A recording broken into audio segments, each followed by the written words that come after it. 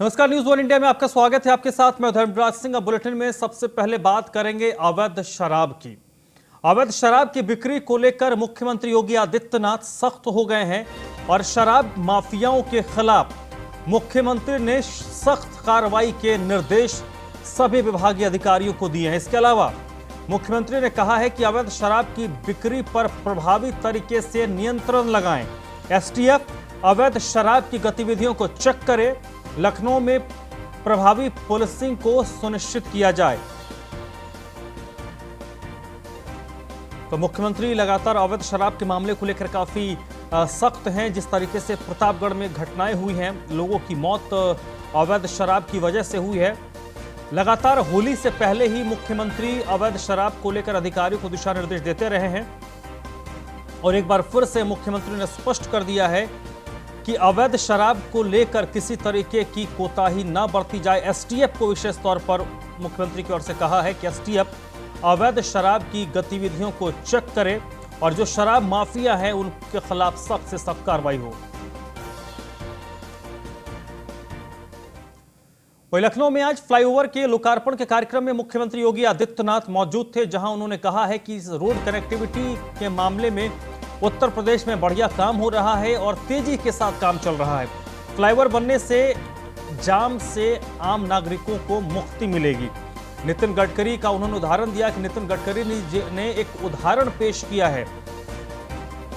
280 करोड़ की परियोजनाओं का लोकार्पण और शिलान्यास किया गया। उन्होंने कहा कि उत्तर प्रदेश में तेजी से काम हो रहे हैं और तेजी से पुल का भी निर्माण हो रहा है, जिससे उत्तर प्रदेश में काफी विकास हो रहा है और जो पुलिया बन रही हैं इससे आम लोगों को काफी सहूलियत होगी। सड़क निर्माण के केंद्र में केंद्र की अगर बात करें विशेष तौर पर सड़क के मामलों में, तो केंद्र की ओर से उत्तर प्रदेश को लगातार सहयोग मिल रहा है। डिफेंस कॉरिडोर के मामले को लेकर उन्होंने रक्षा मंत्री का धन्यवाद किया है और कहा कि एक्सप्रेस वे बनने से प्रदेश का विकास तेजी से होगा।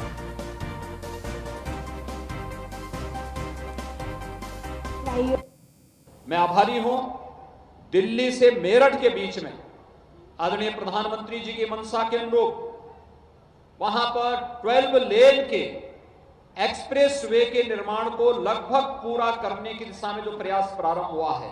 आज मैंने भी सुना कि अब तक 2 घंटे की जो दूरी तय होती थी, वहां पर हमारे एक जनप्रतिनिधि ने मात्र 55 मिनट में इस दूरी को तय किया है और आने वाले समय में इसको और भी सहज और सरल बनाने में मदद मिलेगी।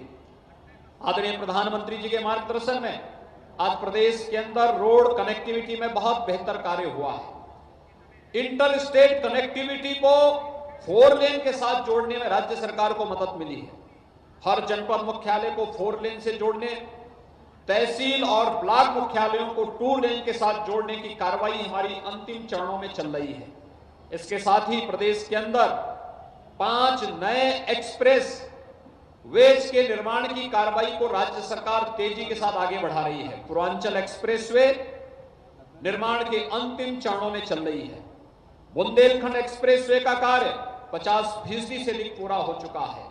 गोरखपुर लिंक एक्सप्रेसवे और बलिया लिंक एक्सप्रेसवे के निर्माण कार्य को युद्ध स्तर पर राज्य सरकार आगे बढ़ा रही है। तो मेरठ से प्रयागराज के बीच एक नए एक्सप्रेस वे के लिए भूमि अधिग्रहण की कार्रवाई तेजी के साथ आगे बढ़ रही है। ये प्रदेश की इकोनॉमी को एक नई ऊंचाइयां प्रदान करेगा। वहीं लखनऊ में लापरवाह अफसरों को नितिन गडकरी ने एक नसीहत दी है। नितिन गडकरी ने कहा है कि लापरवाह अफसरों को किसी भी सूरत में बख्शा नहीं जाएगा। जो काम नहीं करेगा उसकी मैं छुट्टी कर दूंगा। इसके अलावा नितिन गडकरी ने कहा है कि लापरवाह अफसरों को वीआरएस दिया जाएगा और वीआरएस देने के मामले में मैं विश्व रिकॉर्ड भी बनाऊंगा।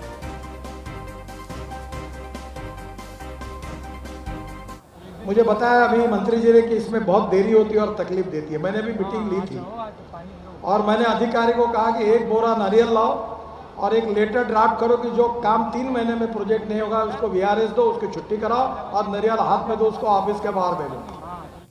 वहीं पंचायत चुनाव से जुड़ी अगली खबर है। भारतीय जनता पार्टी ने प्रत्याशियों की पहली सूची जारी कर दी है। जिला पंचायत के वार्ड प्रत्याशियों की पहली सूची भारतीय जनता पार्टी की ओर से जारी की गई है। तो गुरुवार के दिन भारतीय जनता पार्टी में मंथन हुआ था, उसके बाद आज पहली सूची जारी की गई है, जिनमें विशेष तौर पर जो फर्स्ट फेज और सेकंड फेज में चुनाव होंगे उन जिलों के प्रत्याशियों के नामों का ऐलान हुआ है। अगर हम जिलों की बात करें तो गाजियाबाद, रामपुर, सहारनपुर में भारतीय जनता पार्टी ने अपने उम्मीदवारों का ऐलान किया है। इसके अलावा झांसी है, महोबा है, चित्रकूट है, संत कबीर नगर है, कन्नौज, गोरखपुर, कानपुर नगर के प्रत्याशी घोषित किए गए हैं। पहले चरण के 10 जिलों के प्रत्याशियों के नामों का ऐलान किया गया है। कुल मिलाकर 307 प्रत्याशियों के नामों का ऐलान भारतीय जनता पार्टी ने किया है। गुरुवार के दिन भारतीय जनता पार्टी के प्रदेश मुख्यालय में पंचायत चुनाव को लेकर लंबा मंथन चला था और उसके बाद से ही ये कयास लगाए जा रहे थे और हमने आपको पहले ही बताया था कि अगले 1-2 दिन में भारतीय जनता पार्टी की ओर से पहली सूची जारी की जा सकती है, क्योंकि लगभग नाम पहले और दूसरे चरण में जो जहां वोटिंग होनी है नाम फाइनल थे, बस कुछ एक नाम थे जिसको लेकर मंथन हुआ और उसके बाद नाम तय कर लिए गए थे और औपचारिकता जो बाकी थी नामों के आधिकारिक ऐलान का, वो आज ऐलान कर दिया गया। 10 जिलों में पहले और दूसरे चरण में जहां चुनाव होंगे कुल 307 उम्मीदवारों का ऐलान भारतीय जनता पार्टी ने किया है।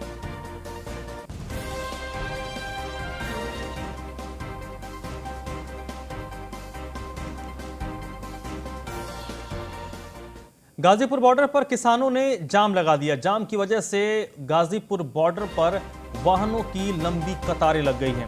अलवर में हुए राकेश टिकैत के काफिले पर हमले के विरोध में गाजीपुर को जाम किया गया। गाजीपुर बॉर्डर NH 24 को किसानों ने बंद कर दिया। अलवर में राकेश टिकैत के काफिले पर हमला हुआ था और उसी के जवाब में आज गाजीपुर बॉर्डर को जाम किया गया। एक्सक्लूसिव तस्वीर इस वक्त आपको दिखा रहे हैं। गाजीपुर बॉर्डर जाम होने के बाद गाड़ियों की लंबी कतारें लग गई और ये तस्वीरें हैं जब गाजीपुर बॉर्डर यानी NH 24 को जाम किया गया था। गाजीपुर बॉर्डर के पास उस वक्त किस तरीके से गाड़ियों की लंबी लंबी कतारें लगी थी और उसकी तस्वीरें आप देख रहे हैं।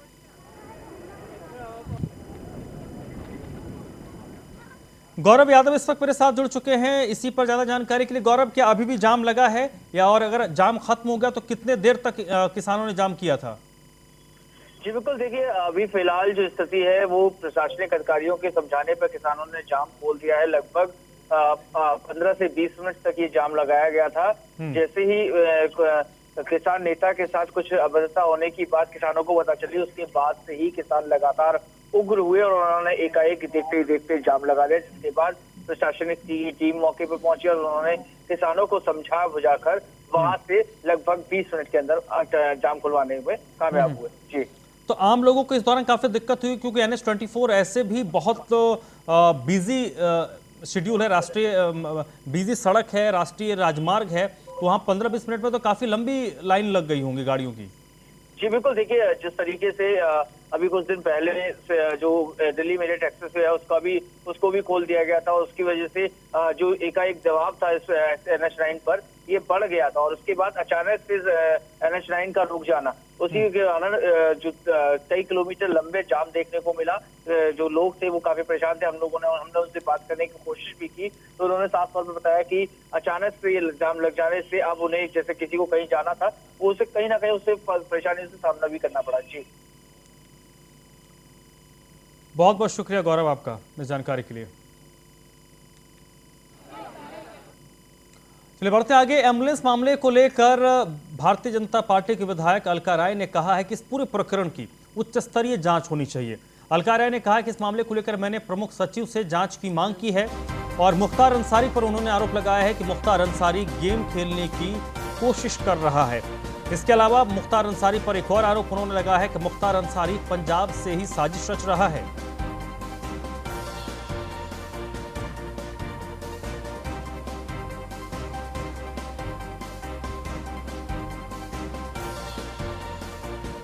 सत्ता में रह कर के यही सब कामें किए हैं। मुख्तार हत्या करना, किस तरह यह है देखिए, एम्बुलेंस को अपना किस डॉक्टर के नाम से एम्बुलेंस है, उसका कोई न कागज़ है न कोई पत्तर है। जिस हॉस्पिटल से वो एम्बुलेंस से किया गया उस हॉस्पिटल का भी कोई पता नहीं है। यह उसका बहुत बड़ा गेम है, वह बड़ा गेम खेल रहा है वो व्यक्ति इसमें उसकी जांच होनी चाहिए। जांच हम प्रमुख सचिव से अपने अपील भी की हूँ और मैंने कही भी हूँ कि इसकी जांच होनी चाहिए कि एम्बुलेंस पंजाब पहुँचे कैसे। मुख्तार वापस आना चाहिए मुख्तार को। हमको उत्तर प्रदेश सरकार से कोई किसी चीज़ की मांग नहीं है। मांग यही है जो न्यायालय में केस मुकदमा जो चल रहा है, मेरा भी है और बाकी लोगों का है, उन लोगों को न्याय मिलना चाहिए। मैं न्याय के लिए गुहार लगा। वहीं अतुल राय के खत लिखने पर अलका राय ने कहा कि अतुल राय और अजय राय को आखिरकार डर क्यों लग रहा है। अतुल राय तो मुख्तार के शागिर्द रहे हैं। मुख्तार अंसारी ने अजय राय का 2014 के लोकसभा चुनाव में समर्थन किया था। अब दोनों ही बताएं कि उन्हें मुख्तार से डर क्यों लग रहा है।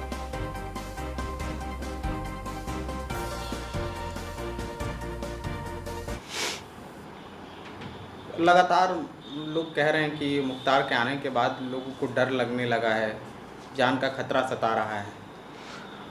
अब किसको डर है हम तो नहीं समझ में आ रहा है। अब जैसे अजय राय बोल रहे हैं, अजय राय तो खुद ही कांग्रेस के नेता हैं और ऐसे जब 2014 में चुनाव हो रहा था, मुख्तार लड़ रहा था यहाँ बनारस से, उस समय उनका सपोर्ट किए थे। अब किस चीज़ से उनको डर लग रहा है हम तो मुझे नहीं समझ में आ रहा है इसके लिए। अतुल राय के बारे में भी पता चल रहा है कि अतुल राय भी कह रहे हैं, तो अतुल राय तो उन्हीं के साथ रहते हैं, उन्हीं के समर्थक हैं, उन्हीं के साथ कम करने वाले व्यक्ति हैं, तो उनको कैसी डर हो गई, अतुल राय को कैसे डर हो गई, जबकि वो सांसद हैं और इस तरीके से डर रहे हैं जेल में बंद होने के बावजूद। इस पे हाँ जेल में बंद है ठीक है, बाकी वो अपने चरितार्थ के पर जेल में बंद है। वैसे व्यक्ति का कैसा डर कैसा है। अखिल भारतीय अखाड़ा परिषद के अध्यक्ष नरेंद्र गिरी ने मांग की है कि विदेशी आक्रांताओं के नाम पर रखी गई सड़कों के नाम बदले जाने चाहिए।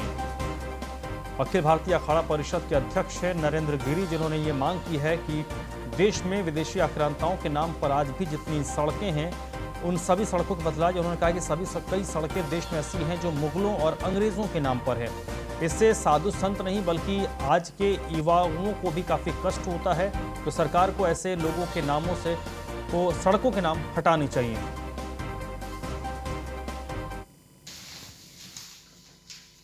भारत को आज़ाद हुए लगभग 74-75 साल हो गए, लेकिन मुगलों की और अंग्रेज़ों की कुछ ऐसी चीज़ें यहाँ रह गई जो हम लोगों के लिए जब वो चीज़ें देखते हैं या उनके नाम की बनी हुई कोई चीज़ देखते हैं तो हम लोग कष्ट होता है। जिन्होंने भारत पे आक्रमण करके गद्दारी करके भारत के लोगों को गुमराह करके भारत पे राज्य किया, उन्हीं के नाम पे हम लोगों ने रोड बना दी। अब आप दिल्ली जाओ तो तुगलक रोड, बाबर रोड, क्या मतलब भाई, इन लोगों के नाम से रोड क्यों रखी जा रही है। उत्तर प्रदेश में तेजी से कोरोना पैर पसार रहा है। पिछले 24 घंटे में कोरोना के 2600 नए केस दर्ज हुए हैं। पिछले 24 घंटों की अगर बात करें तो 9 कोरोना मरीजों की मौत हो चुकी है। 2600 से ज़्यादा नए केस पिछले 24 घंटे में दर्ज हुए हैं। वहीं 9 मरीजों की इससे मौत भी हुई है। राजधानी लखनऊ की बात करें तो लखनऊ में 935 केस मिले हैं। कानपुर में 24 घंटे में 136 कोरोना के मरीज सामने आए हैं। प्रदेश भर की अगर बात करें तो अब तक कुल 6,19,783 मामले आए हैं। अब तक 8,820 मरीजों की कोविड से मौत भी हो गई है। 5,99,045 मरीज डिस्चार्ज हुए हैं।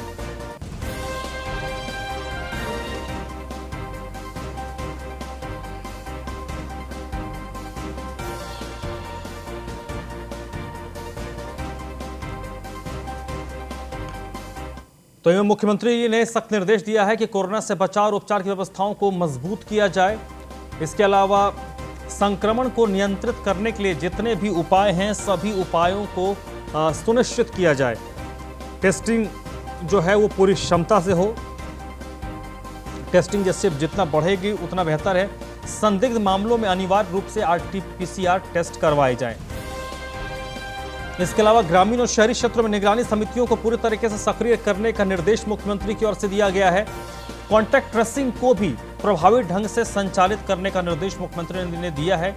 इसके अलावा डेडिकेटेड कोविड सेंटर्स जो हैं उनको पूरे क्षमता के साथ संचालित करने का निर्देश मुख्यमंत्री की ओर से। Integrated command and control centre को भी प्रभावी ढंग से संचालित किया जाए।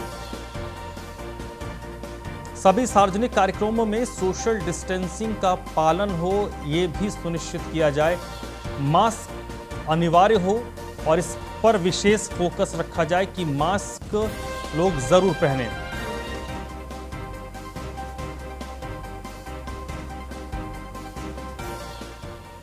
इलाहाबाद हाईकोर्ट से पंचायत चुनाव को लेकर एक बड़ी खबर है। आरक्षण लिस्ट को लेकर जो याचिका इलाहाबाद हाईकोर्ट में लगाई गई थी, उस याचिका को इलाहाबाद हाईकोर्ट ने खारिज कर दिया है। इलाहाबाद हाईकोर्ट ने पंचायत चुनाव में आरक्षण के मामले को लेकर जो याचिका लगाई थी उसे ये हाईकोर्ट ने खारिज कर दिया है। और इसके पीछे हाईकोर्ट ने कहा है कि क्योंकि चुनावी प्रक्रिया शुरू हो गई है, इस वजह से इस मामले में हस्तक्षेप नहीं किया जा सकता है।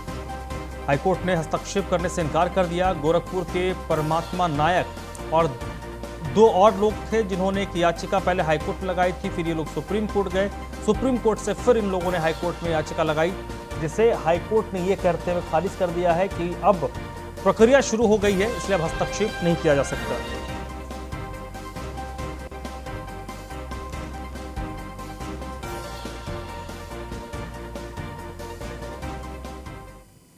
सिद्धार्थनगर जिले की पुलिस को एक बड़ी सफलता मिली है।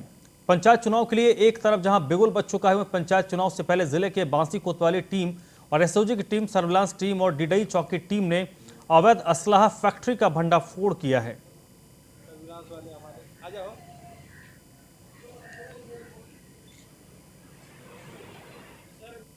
जनपद सिद्धार्थनगर के थानावासी प्रभारी शैलेश सिंह, डिडई चौकी प्रभारी एवं एसओजी प्रभारी के प्रयासों से अवैध शस्त्र बनाने की एक फैक्ट्री को पकड़ा गया है, जिसमें 3 अदद तमंचा, 1 अधवना और कई सामान बरामद हुए हैं जो शस्त्र बनाने के काम आते हैं। अपराधी जो पकड़ा गया है उसके खिलाफ 36 मुकदमे अब तक पता चले हैं। विभिन्न जनपदों में नाम बदल के उसके खिलाफ मुकदमे पंजीकृत हुए हैं। मेरे द्वारा टीम को 10,000 रुपया इस अच्छे कार्य के लिए पुरस्कार स्वरूप प्रदान किया गया है। रायबरेली के भदोखर थाना क्षेत्र के मुंशीगंज कस्बे में उस वक्त हड़कंप मच गया जब मुंशीगंज निवासी C2 हाईवे किनारे घायल अवस्था में मिला। परिजनों ने उसे इलाज के लिए बेला भेजा, जहां उसकी हालत गंभीर देखते हुए चिकित्सकों ने इलाज के लिए जिला अस्पताल रेफर किया। इलाज के दौरान ही C2 की मौत हो गई। आक्रोशित परिजन ग्रामीणों के साथ SP ऑफिस पहुंच गए और ऑफिस का घेराव किया।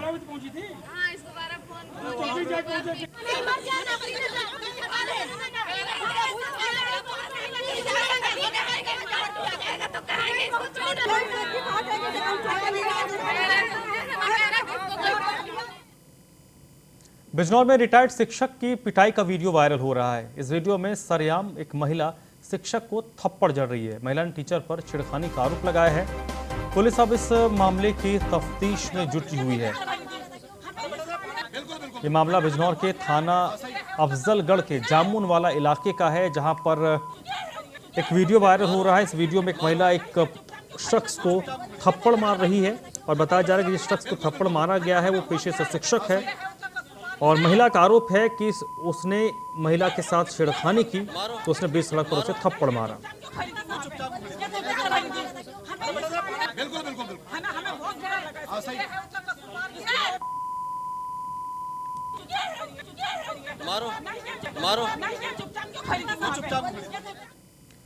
बागपत में विकास भवन के बाहर बीडीओ धरने पर बैठे। इन्होंने एसडीएम बागपत पर बदसलूकी का आरोप लगाया। एसडीएम है अनुभव सिंह, जिन पर आरोप है कि उन्होंने पोलिंग बूथ चेंज करवाया है। बीडीओ ने एसडीएम के खिलाफ मुकदमा दर्ज करने की भी मांग की है।